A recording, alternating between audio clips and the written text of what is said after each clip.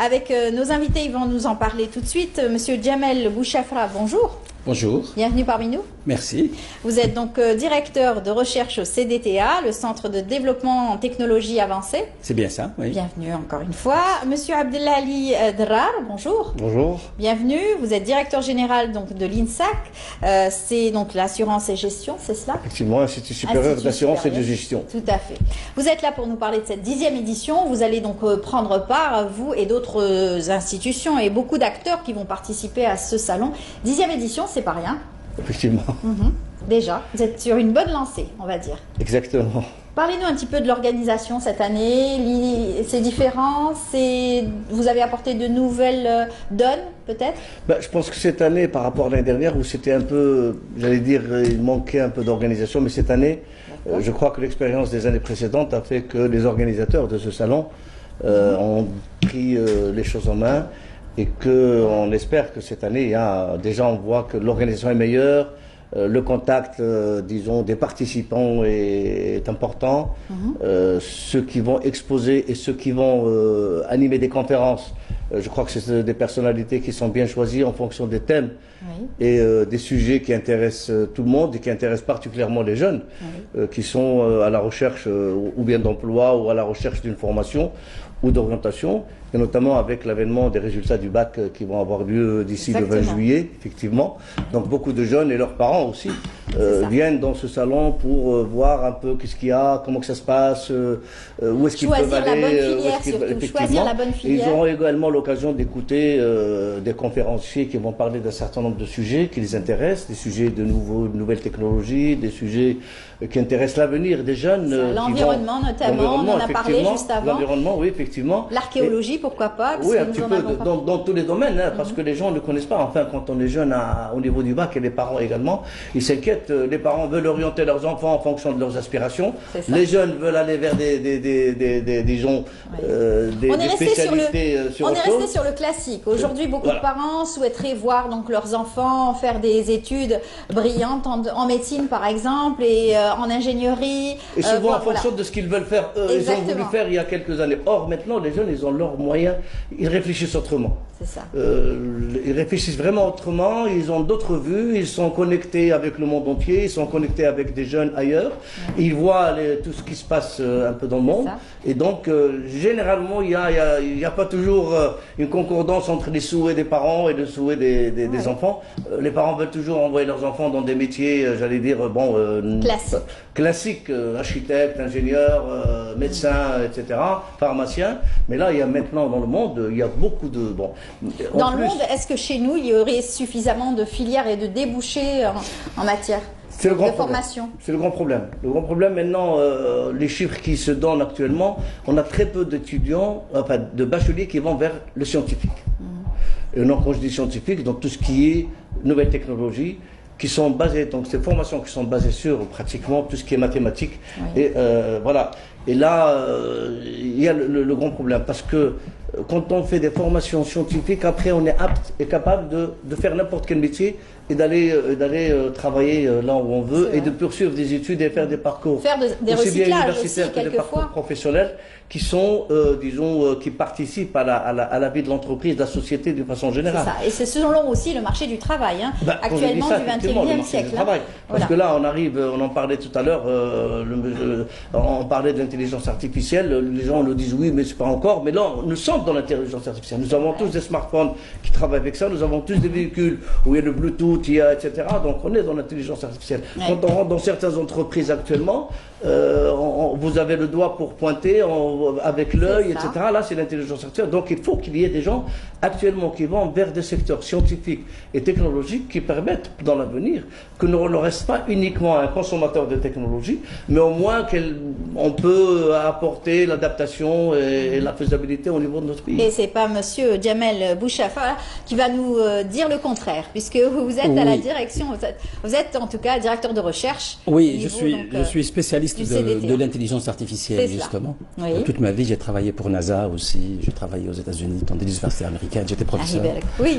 Donc, effectivement, le plus important ici, dans ces événements tels que le salon de l'étudiant, c'est de créer, de valoriser la recherche. C'est-à-dire créer un pont entre les universités et le monde socio-économique. Et en montrant, en présentant des applications, des plateformes dans des sujets qui augmentent la croissance économique.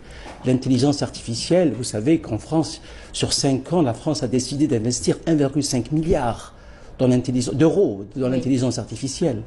Donc ça veut dire qu'on ne peut pas faire des créneaux sans voir ce qui se passe autour de la Méditerranée, ce qui se passe en Europe, ce qui se passe aux États-Unis. L'Algérie a emboîté le pas quand même à l'intelligence artificielle. Donc justement, ces événements nous permettent de donner un éclaircissement aux étudiants, aux jeunes surtout. L'Algérie possède beaucoup de jeunes.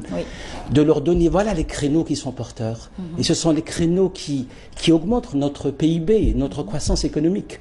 Et l'intelligence artificielle en est c'est un des créneaux actuellement. C'est le buzzword, on dit en anglais. Mais le plus important, ce n'est pas pour les étudiants seulement, mais c'est aussi pour les enseignants, les décideurs, les directeurs d'entreprise. Cet événement ne concerne pas, parce que c'est tout un microcosme, c'est toute une interaction. Chacun est responsable. Comment créer un pont entre le monde universitaire? Il y a beaucoup d'étudiants en Algérie. Comment créer ce pont avec le monde socio-économique? C'est vraiment une scission entre la réalité de l'université et la réalité du marché de l'emploi. C'est complètement différent. Comment impliquer, c'est cette interaction, comment impliquer les directeurs d'entreprise dans des secteurs, ce qu'on appelle dans des conseils d'administration des universités, pour que l'enseignement qu'on offre soit compatible avec ce qu'on attend. Il y a eu de belles initiatives de la sorte au niveau, par exemple, de certains instituts, universités qui, avant la sortie de leurs étudiants, organisaient des rencontres et surtout des innovations autour de recherche que les étudiants pouvaient aussi appliquer dans l'entreprise. Justement, pourquoi l'intelligence artificielle est importante? Parce que c'est une thématique disruptive. Disruptive, ça veut dire elle change complètement notre façon d'agir. C'est comme l'Internet. Lorsque l'Internet a été, on l'a vu, lorsqu'il a été inventé, ça a impacté le monde socio-économique. Ça change complètement notre façon mondiale. C'est ça ce qu'on appelle une thématique disruptive. Alors, est-ce que par ce que vous avancez là, ça veut dire que certaines filières vont devoir être ou vont être boudées par les étudiants? Non, pas du tout. On va choisir quelques créneaux peut-être porteurs et non, mais justement, ce qui est important, c'est que l'intelligence artificielle, par exemple, peut être utilisée dans le domaine de l'industrie, de la santé. Elle est un petit peu omniprésente. Elle est pervasive, on dit en anglais. Elle est partout, elle se trouve partout. Mais elle s'applique à des créneaux bien précis. Vous voyez ce que je veux dire? Et l'intelligence artificielle ne doit pas faire peur aux gens en disant que on va par exemple des ouvriers qui vont être exclus ou des choses comme ça. Firing, on dit en anglais, on fire les ouvriers. Non, pas du tout. Ça va créer de l'emploi parce qu'il y aura la richesse sera produite exponentiellement. La demande sera beaucoup plus grande. C'est ça. En tout cas, la matière grise existe dans nos universités. Ça touche pas la sécurité de l'emploi, contrairement à ce qu'on pense. Tout à fait. On a pu le constater. Nos universitaires, nos étudiants, nos lycéens sont brillants aujourd'hui. Ils sont à la pointe de la technologie aujourd'hui. Ils surfent sur le net. Ils sont très informés, si on arrive à relier, à créer le pont entre l'université, un pont, un bridge, entre l'université et le monde socio-économique, les industries, tout ce monde-là, c'est magnifique, on aurait réussi. C'est le gros problème. C'est le gros problème. Il faut le créer. Donc il faudrait que les chefs d'entreprise soient, ou bien au moins font partie d'un conseil d'administration des universités pour savoir où est la demande. Comment peut-on changer les cours, le syllabus dans les universités, afin qu'ils puissent répondre aux besoins socio-économiques et ne pas être indépendant. C'est vrai. Aujourd'hui, on schématise encore le scientifique. Est-ce qu'il est encore avec sa blouse blanche, etc. Alors que ça pourrait être aussi un scientifique, chef d'entreprise. Absolument. Manager. C'est exactement ça. C'est un manager aujourd'hui. C'est ce côté-là qui est le challenge. C'est ça. Et c'est ça qui est un peu facilité par cet événement de salon de l'étudiant. J'imagine que vous allez donner des conférences lors de ce salon, des communications. Vous serez nombreux à prendre la parole autour de cela. Oui, je donnerai une conférence justement sur l'apport de l'intelligence artificielle et qui peut s'appliquer dans pratiquement tous les domaines, le militaire, la santé, l'industrie 4.0 de Siemens. Vous savez, toute cette automatisation des systèmes, c'est leur montrer aux étudiants que vous avez beaucoup de choses à faire dans ce créneau-là, parce que c'est un créneau qui dure trop longtemps, comme je vous ai dit. Alors, comment expliquer cela aux visiteurs qui vont venir, qui sont dans leur petite bulle, ils sont dans leur lycée, avec les enseignants, avec les matières classiques, habituelles, scientifiques, les maths, la physique, etc. Comment leur expliquer qu'il y a un autre monde qui les attend? Eh bien justement, c'est par des plateformes. Nous avons donc des plateformes, nous avons des stands qui nous ont été alloués, et nous allons montrer des plateformes pour la reconnaissance du visage. C'est des plateformes dans des applications très utiles. Par exemple, nous avons, dans notre projet, nous avons 3 projets. On travaille avec Sonatrach, par exemple, pour la caractérisation des roches réservoirs. On caractérise par le traitement d'image quel est le minerai qui est à l'intérieur pour savoir sa porosité, comment le pétrole peut monter. Voilà. C'est un projet avec Sonatrach. Avec cela, il faudrait avoir de bonnes notes aussi. Les bacheliers, avoir donc un bon bac. Ah oui, il faut. Nous avons aussi la gestion de barrières automatiques. Par exemple, nous avons un projet qui permet de communiquer plusieurs parkings et voir quelles sont les places disponibles. Donc, quand quelqu'un y vient, on lui propose un parking qui est disponible pour lui, parce que ce parking est plein. Vous savez, cette communication entre mobile, cell phone, etc. Toute cette technologie de programmation, on est en train de développer. On n'est pas en train d'acheter, parce qu'il faut à un moment donné. Il faut arrêter d'acheter. Oui, tout à fait. Il faut développer. Et on le voit aujourd'hui, le travail de certains jeunes, certaines aussi têtes pensantes qui développent les start-up aujourd'hui en Algérie et qui participent aussi aux rencontres au niveau mondial de start-up au niveau mondial. La participation de nos start-up à Vivatech à Paris, qui est un très grand salon de la technologie, a été très, très positive. Il y a beaucoup de start-up algériens qui sont partis, ils ont exposé, ils ont montré un petit peu ce qu'ils ont fait. Ça a donné d'abord la grande satisfaction de nos jeunes. Et ensuite, oui, effectivement, même également, ce qu'il disait, actuellement, on voit il y a beaucoup de jeunes qui font des applications sur place, ici, sur plein de choses. On entendait parler il y a quelques années d'Uber en Europe. Il y a des jeunes ici qui ont révolutionné. On a des applications maintenant de véhicules par téléphone.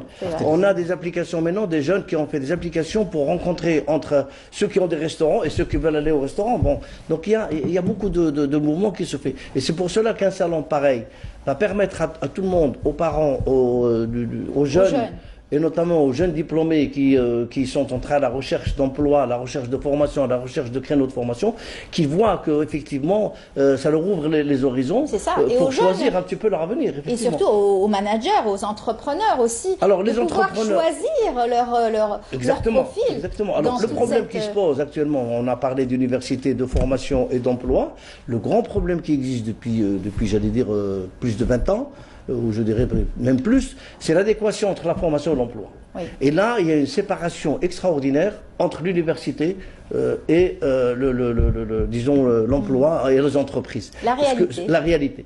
Et là, bon, il y a beaucoup de gens qui se forment, mais ils ne trouvent pas leur place.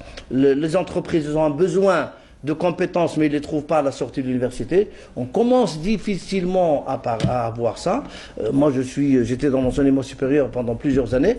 Et on en parlait tout le temps. L'adéquation, bon, ce mot-là, adéquation, formation, emploi. Mais malheureusement, jusqu'à présent, ça n'arrive pas. Mais il faut que ça arrive, comme il a dit effectivement.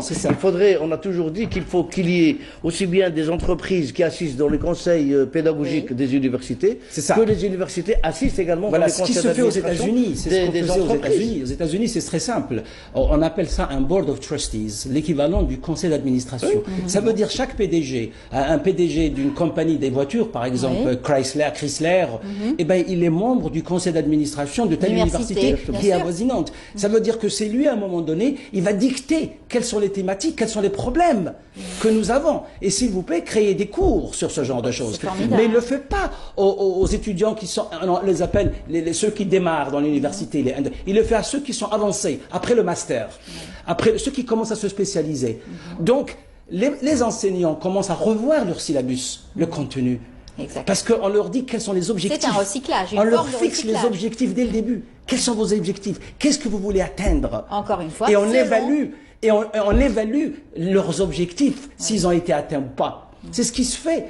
Et au niveau master au-dessus, eh ben, quels sont les problèmes que vous avez, qui sont posés. On les connaît, les problèmes qui sont posés par les chefs d'entreprise. Mais il faut que l'étudiant aide à les résoudre. Il y a quelques années, l'université a revu aussi sa façon de voir. Donc, il y a donc aujourd'hui des masters qui ont été... Est-ce que ça a été bénéfique ou pas pour les étudiants et pour le marché de l'emploi? Est-ce que ça a été un bon tremplin pour justement donner aux universités? Oui, effectivement, avec le système LMD et la création au niveau des universités d'un certain nombre de spécialités qui n'existaient pas avant.